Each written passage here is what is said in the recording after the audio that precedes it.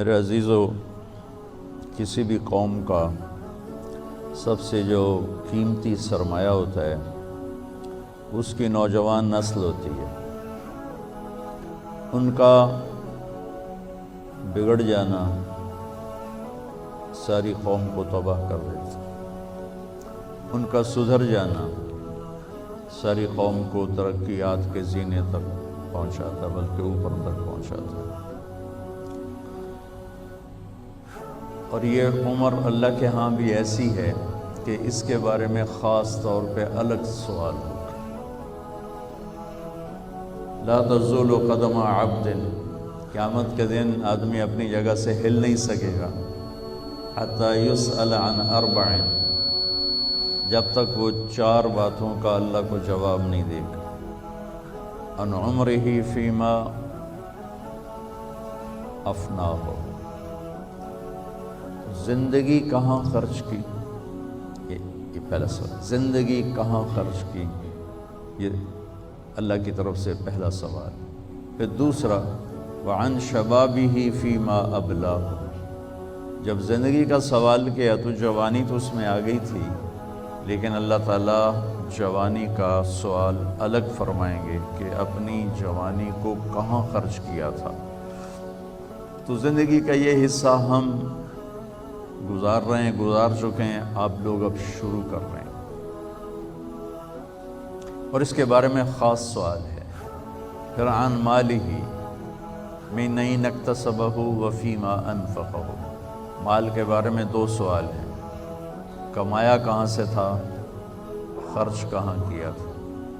ہم کمائی میں بھی آزاد نہیں، خرچ کرنے میں بھی آزاد۔ جو اللہ کو جانتا نہیں، پہچانتا نہیں، اس کے لیے کوئی ضابطہ نہیں، اس نے مال بنانا ہے جہاں سے مرضی بنائے، جیسے مرضی بنائے۔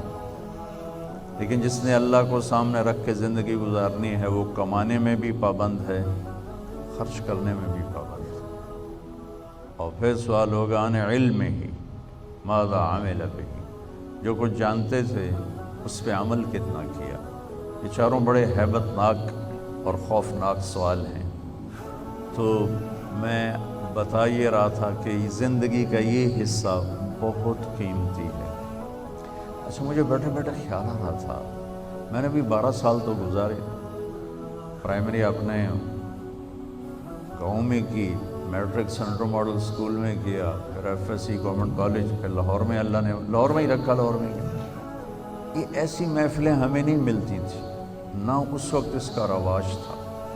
مجھے یاد نہیں گورنمنٹ کالج لاہور میں کسی کی داڑھی ہو، سوائے ایک لڑکے کے جو ہمیں یہ تبلیغ کا کام اللہ نے اسے ذریعہ بنایا میرے تبلیغ میں لگنے کا۔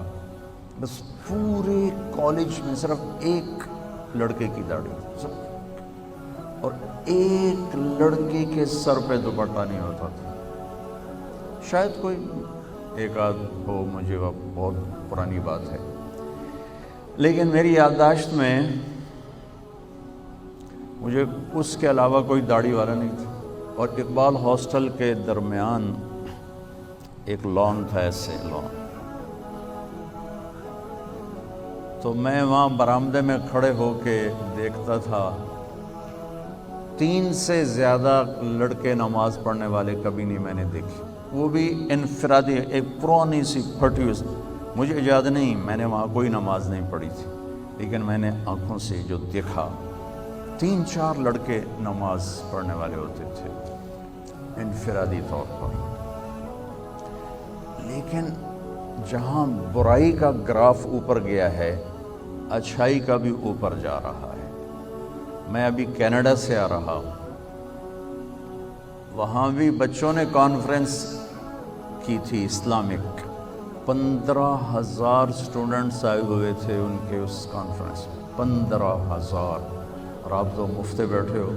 $60 ٹکٹ تھا پر پرسن، کیونکہ وہ ہال کرائے پر تھا، تو اس کا کرایہ انہوں نے وہ تو سب نوجوان بچے اسٹوڈنٹ تھے، کہاں سے دیتے، تو ہر سال کرواتے ہیں، $100 کا ٹکٹ بیچتے ہیں، اس سے کرایہ نکالتے ہیں، اور پھر بھی کرسیاں فل، میں سارا ایسے شروع سے آخر سے چلا اور ایسے آگے تک گیا سب بھرا، تو میرا تو ایمان تازہ ہو گیا اور یقین اور بڑھ گیا کہ اللہ اپنے دین کا کلمہ بلند کرے گا انشاءاللہ۔